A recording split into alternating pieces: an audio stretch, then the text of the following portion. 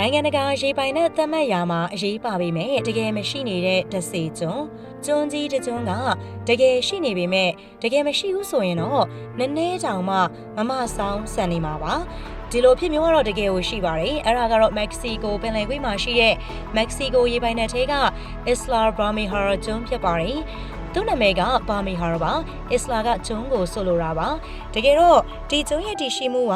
တော်တော်ကြီးအရေးပါပြီးတော့တော်တော်ကြီးလဲထူးဆန်းပါတယ်ဒီကျွန်းက